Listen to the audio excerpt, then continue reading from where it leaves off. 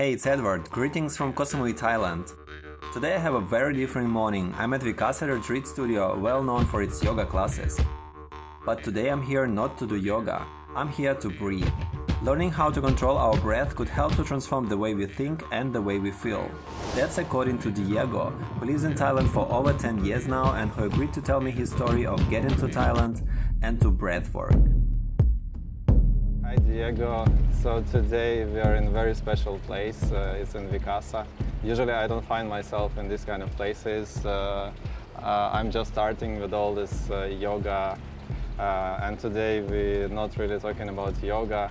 Today is something absolutely new for me. Breathwork. Yeah. Just first I want to say thank you for this experience that I had just now. I'm still feeling excited, especially after the ice bath. Sure, me too. Every time. Yeah. Every time. I like the part don't think you're gonna be ready the next time. You're never ready. No. For this feeling. It doesn't matter how you come either. If you're feeling bad, if you're feeling anxious, if you're feeling nervous, if you're scared, whatever it is, it's always putting each other in the same level, same frequency level, at the end. Right. So we're gonna talk about the breathwork a little bit later. First, I wanted to ask you, how come you're in Thailand? Where are you from? What was your way? Can you tell us something about yourself? When I was 18, I was studying music production in Amsterdam. So I'm from Amsterdam, I'm from the Netherlands. Okay. I was studying music production. This was sound engineering. And then my mother and my stepdad, they moved to Thailand already. They've been here for about 6 months. And then they opened up a beach resort right here in Crystal Bay. All right. And so after they opened up for a while, they said, 𝐕𝐢𝐤𝐞, wouldn't you come down for a sabbatical for a year? And after a week or so, 2 weeks that I got here, I was already working.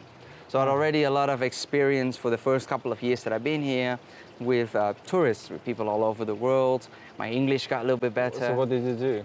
I was doing everything. So I was doing the reservations. I was managing the place. I was at the front office doing the bookings, customer service. I was at the restaurant, security, gardening. You didn't really learn, you just I was sort of just put in there. Oh, okay. And it was a lot of fun for a while, but it's very stressful because I was there for 7 o'clock in the morning until 10 p.m. every single day in, day out, and it works on you. It really works on you. So then I decided, okay, I'm going to do something else.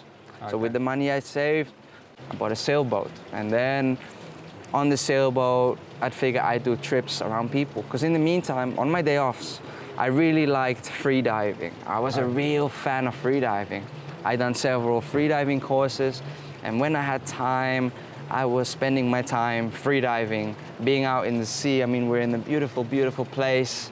Right. So to go out there and explore the world underwater is for me a really big deal. It's like the one way to escape from this world to go into a completely different world. And by that, I really got into the breathwork. Through freediving, I learned to understand what it means to control your complete system just by breathing.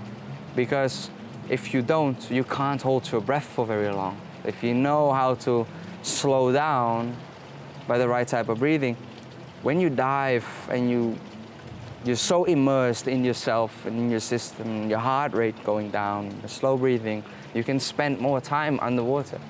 And you're so much relaxed that every single second underwater is like a minute above the water. So that was very special for me. So you focus on the free diving and also diving? It was free diving, scuba diving, taking people out on adventures. I mean, there's 70 islands around here in the Gulf. So you made a tour with the free diving? Yeah, for days on end. We'd take the sailboat, we would even sail to Phuket. So we'd go down all across Malaysia, Singapore, up to Phuket and sailing back. And we're stopping at every island, we go diving, we go fishing, we eat the fish on the boats. Okay. Really cool adventures. Until COVID came and we didn't have the boats anymore. Free diving, and also you have the spearfishing, right? Spearfishing, that's right, yeah. So the spearfishing and the free diving is combined.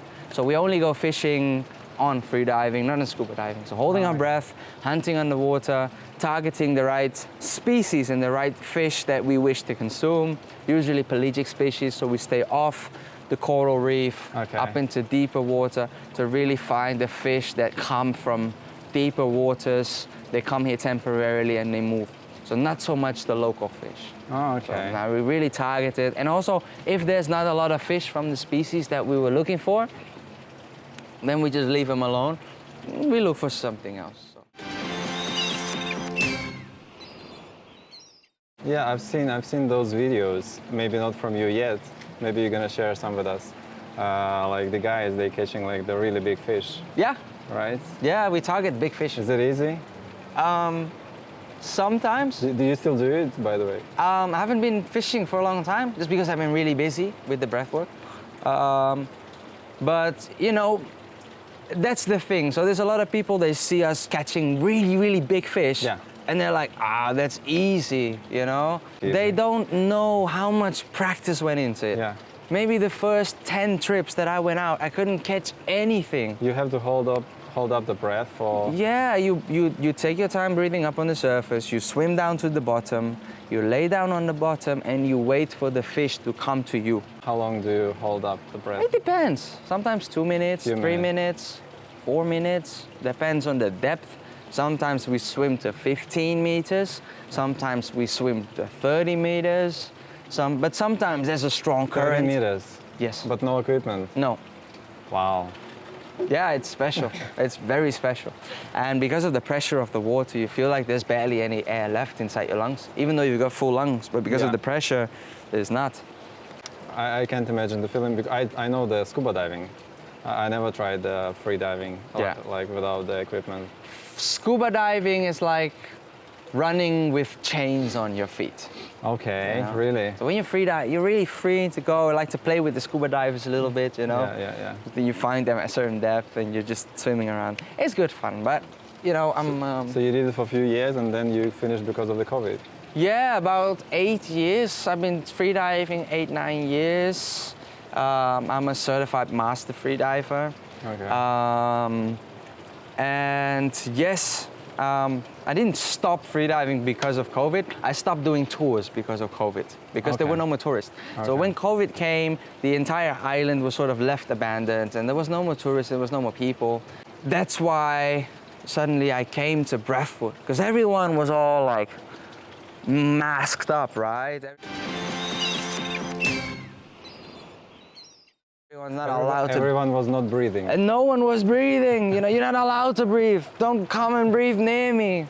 But the breath is like the essence of life, right? You can stop eating for a month. You can stop drinking for a week. You can stop breathing for a couple of minutes, yeah? It's the same thing the other way around. The breath is so powerful. You can just change your entire system. Before, people didn't believe that you could change your heart rate and your blood pressure, even control your digestion by will. These are just things that happen, right? So if things are off, if your blood pressure is off, they give you medicine. It's very easy to take medicine. And breathing is free. So you don't sell breath work. No, I think that just most of the people, they don't even realize something like this can work or can happen. Absolutely. Right. And if I tell people, if people ask me, what do you do for a living or what do you do throughout your day? And I say, I do breath work. I teach people breathing. They come to me and they say, breathing? Really? I've been breathing for 70 years. I know how to breathe, right? Yeah, right. But there's a difference between breathing and breathing, you know? Maybe I didn't experience the healing and everything. But during the session, I really can say something is going on. I cannot explain like what really is happening with my body, because all those rhythms, or how do you call it, sessions, parts, like seven sessions, right? The rounds. Around 7 rounds, like it's coming like more and more, and your body is just like vibrating.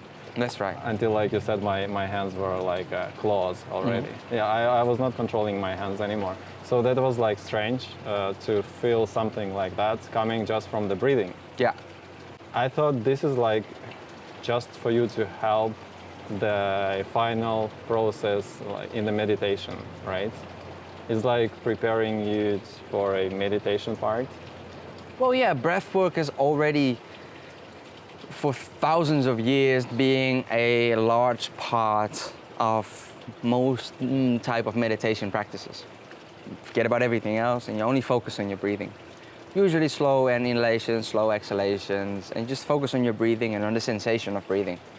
That's often already the core of meditation. But for a lot of people, you know, like the monkey mind is very powerful, it runs around. It's hard for people to be able to drop in and spend time to get to that place. This breath journey that I take you on, it's an active form of meditation. So you're not sitting there waiting for the meditation to happen. Through the breathing, you drop right in there without you even realizing it. So you're not thinking about, I'm going to meditate, you just drop right in there. Yeah, like with every step, same like you said, go from your head to your body. Every step, like what I feel, the head is just going free. Yeah. Free more and more and more until like you don't really have thoughts in your head anymore. That's right. Yeah. So that was the whole purpose, you know. COVID came, no one was allowed to breathe. People were suffering already, like one of the most, like anxiety, for example, is one of the biggest problems around the world right now for people dealing with anxiety, depression, especially because of COVID. People's businesses are closed down. People are stuck at home, you know, they've lost their creativity and all that. That's why I sort of decided to sort of just start these community sessions for the people around the island. So every Sunday morning, we went to sit down on the beach underneath the banyan tree and to just sort of let go, take these freaking masks off and just breathe, you know? And that resulted ultimately in coming here in Vikasa and, you know, having a lot of different people, because it's for everyone. I got these Olympic athletes that are coming here to breathe. We got yoga teachers, we got families, we got tourists, you know, we got all kinds of people coming here. People from 14, 15 years old to people that's almost 80 years old. Yeah, right. But would you recommend it for people with having some physical problems or mental problems or any specific recommendation? Really? Yeah, so the breathwork is really, really good for chronic mental stress, you know, people that always feel very tense, that have been maybe pushing away traumas since they were younger, that they sort of don't really want to deal with. Again, like I said, anxiety. So these are all mental issues that in which breathwork will be effective as a tool to heal themselves from that. But then again, it's a practice. So it's not like you do 2 sessions with me and you're good. What I'm doing here is just showing people the power of the breath, the magic of the breath. Right. I just hope to inspire these people that they go, wow, the breath is really powerful and you really should do similar practices. So whether it's just the breath of fire or the Wim Hof type breathing or Buteyko kind of breathing. I see you have many. You told like you have like different times, different. There's lots of different breathing methods out there. And it's like almost like a pharmacy of breath work. So for each problem, you can use a different type of breath work to sort of help with that. But it's a journey. So it's a practice that you should find for yourself and get in. I'm just here to trying to inspire people and giving them the sort of toolkit to put them through that. Now, for the physical benefits, there's a lot of, like I said, there's a very good booster immune system, and going through these state of emergencies is that like you're going into hypoxic because we're purging out all the CO2 and we're holding our breath for much longer than we usually do. Okay. Comfortably, because there is no CO2 in our system. CO2 is sort of, when you breathe in, your body turns the air, the oxygen and nitrogen into a higher concentration of CO2, right? Okay. And then it's the CO2 that releases the oxygen from the hemoglobin in the red blood cells into the muscles when the blood pH rises because of the high level of CO2. but because we release all the CO2, the blood has more trouble releasing the CO2 from the hemoglobin. In turn, you sort of lack a bit of oxygen. That's why in the end it becomes a little bit harder to hold your breath. But we're going in a state of hypoxia. And when you're in a state of hypoxia, the brain starts to release adrenaline and endorphins and all these things, growth hormones that will help you boost your system and find control in that. So physically it's very beneficial, mentally it's very, very beneficial, but the type of practices that we're doing now, here on Sunday, to do an hour of breath work, this is not something that you should do every single day. This is what you do once a week. If you're doing breath work for yourself every day, you do a 10-minute practice, you do a 15-minute practice. Okay. Or just taking multiple deep conscious breaths throughout the day is already enough to be beneficial for you. Because everyone tends to breathe shallow through the mouth into the chest, maybe, you know, unconsciously, because your body trains and adjusts itself based on what you tell it to do. And a lot of us are stressed and tense and anxious, so the result of that is that people start to breathe shallow into the chest, and when that happens, it's like this vicious cycle. You will never get out of there. I try to tell people to be conscious about breathing through the nose, into the belly, relaxed breathing, the way we're supposed to be breathing. Okay. I was checking in the Google, like many people, they compare this breath work with the psychedelic drugs effect. Absolutely. Right. Yeah. So throughout this breathing, when you're going again into this state of emergency, your brain allegedly is releasing some DMT molecule, basically. Now, I said allegedly is because it's a very hard thing to measure, but it's very much there.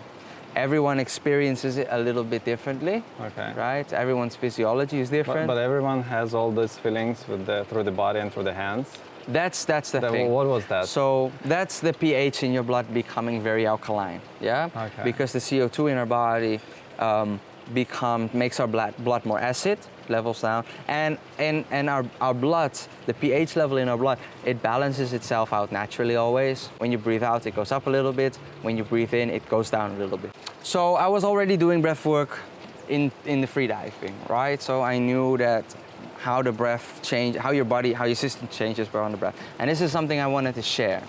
I got introduced to my first breath journey by a good friend and a teacher of mine. His name is Andy from Breath Warriors here in Koh Samui. He was already doing breath journeys very occasionally somewhere on the other side of the island. All right. And I was very much inspired by that. I was just like you. I came out, I was like, whoa, what the hell was this? But to come back, because I was doing music production and sound engineering at school at that time. So I'd figure, let me put together my own music and let me research and study on different breathing methods. And what if you take these breathing methods and you put them on music and you sort of integrate everything into a journey, like a roller coaster of sensations and emotions. I see. You start off very slowly, because a lot of people are scared or anxious or nervous. They don't know what they're getting into, because like you said, it's quite new, right?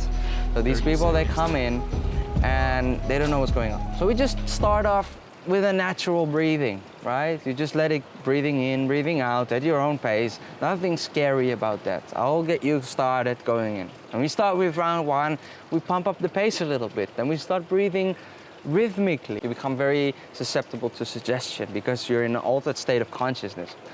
So what I like to do is I like to visualize with people. I'd like to bring them positivity on a very deep level. So like music helps you to go through love and to go through that, you know, with like true intention. Because I'm really honestly doing this to help as many people as I can. Yeah, to do this and inspire as many people as I can. That's my one and only intention for doing this. It's always been. When you're in a deep state of meditation like that, then the power of intention becomes very strong. So then if we visualize, like normally if we just sit here at home, you close your eyes and I ask you to imagine a pink elephant. You close your eyes, you can think about a pink elephant, We probably won't see it. Through these practices, when you close your eyes and I tell you to imagine a pink elephant, it's right there. You can see it, you can smell it, you can feel it, you can touch it, right? And that's very powerful. So with that power, if you use that for love and gratitude and positivity and dropping anxiety and all these beautiful things, people keep this with them for a very long time, you know? A lot of people, they change their lives through sessions like this, you know? And I feel very, very grateful for that. Yeah, I believe so. I believe so. And apart from the group session, do you do the private session as well? Yeah, I do private sessions. There's a lot of people, they come here the first time and they find it very interesting, like I said, but they found that they're not like the techniques, the types of breathing that we do. For some people, they find the breathing very constricted because they've been breathing very shallow their whole life, and double breaths, like breathing into the lower diaphragm and into the chest, it's very difficult. So what I see people doing is they breathe only in their chest. Yeah, this is how I breathe, basically. Right? So they come to me and they go, can we do a private session? Absolutely, let's sit down. We can do a private session at your place. You can come to my place and do a private session. Or we can go to another place, you know? I've got... How people can find you? So we can leave your details under the video, is that right? So at the moment, I've got a lot of photos and information on both my Instagram page and my Facebook page. And I'm always open for any questions or ideas or suggestions. That's another thing. So I've been doing this steadily for a year now, since July. So it's like August now, a little bit over a year. And I've been doing about 3 to 4 sessions a week. So I've been doing this on Tuesday, on Friday, on Saturday, and on Sunday. Sundays are usually the main community sessions, and the other sessions are different. And every week we do a different type of session each month. So we got 4 different types of breath journeys each month. So every week we do a different type of session. And through those sessions, I think I've done way over 200, 250 sessions now this year. And been doing sessions with, I think, almost 2,000 people now in total have attended my class. So throughout all these sessions, that's when you learn. That's when I learn. I am a bit of an introvert person, to be fair. Like, it takes a lot of energy for me to be around a lot of people. So this is for me also a practice. This is your journey. This is my journey as well. So being around a lot of people teaches me how to be around a lot of people and to be okay with that. Teaching is the best way to learn, right?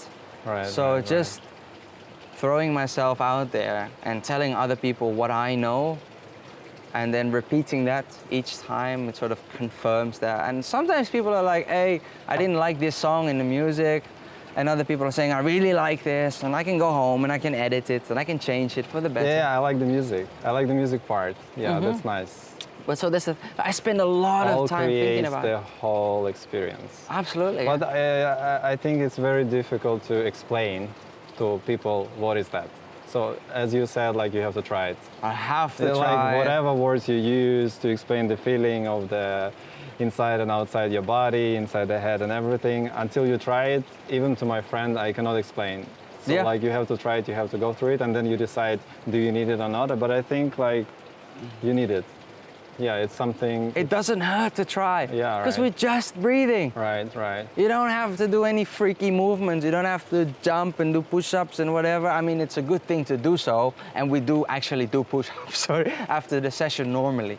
But then again, there's nothing, anyone can do it, you know? And you're just mainly breathing. That's it. And I forgot to ask you one thing. What about the ice part?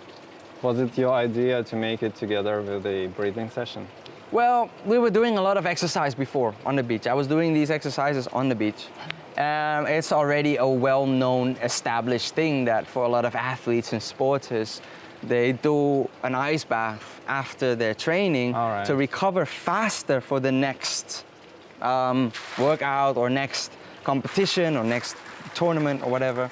So it's already a thing to just recover. Plus, it's really, really hot. After you're done exercising, when you go into the ice, it feels freaking amazing. No, yeah? they were teaching us from the kids' time, like you have to boost your immune system, but by applying some cold water. Right, so yeah, you have these communities and these countries where they do it from little to have a good immune system. Yeah. We always want to be comfortable our entire lives, right? When we are cold, we put on our jacket. When we are warm, we turn on the air conditioner. We're always comfortable. So when we certainly go to a place where we don't have control over these circumstances, when we don't have a jacket, when we don't have the air conditioning, we're not going to be okay. We're going to be miserable. So this is also another thing to sort of teach your body how to deal with being in the extreme, right? And again, you know, it's got a lot of physical benefits. And it's got a lot of emotional benefits, I think, more than physical even. Also, like everyone who is leaving the place, they are very excited. Yeah, it's very exciting. It's good mental practice, especially because it's kind of like bungee jumping. People are scared initially. They're like, oh, I can't do it. I don't like the cold. I don't like to go in there. Some people, they cry before they go in, you know, they're standing there, or their body already responds to the ice. Yeah. As if they're already in the ice before they go even in the ice, you know? But it's not easy. It's not easy, but afterwards you feel amazing because you've done it. You were scared, you do it, you come out, boom, and everyone's there to support you. Nobody's judging you if you can't do it, you know? We're helping each other. It's beneficial for everyone. Let's just do it. We go into the ice, we come out, we do the Harlem Shake, we go crazy, and boom, you're gonna have the best Sunday of your life. Yeah, that's true, that's true. You're really doing amazing thing. So I just wish you to continue what you're doing. And I hope like many people discover for themselves those benefits of breath work, ice part too. Yeah, so just continue working. And I hope we're gonna see you again. I'd love to, and also thanks to people like you that are giving me the opportunity to be able to share this with a lot of people. Because like I said, my true intention is to really help as many people as I can, you know, open their eyes to the power of the breath. And through people like you, you know, I'm able to do so and to talk to the world and to make it more open. So also, thank you very so much. So we see you. I hope we see you next Sunday. Yeah, excited. So it's 8 or 8:30? 8 o'clock in the morning. Yeah. All right. Follow my channel to see more videos about expats living in Thailand.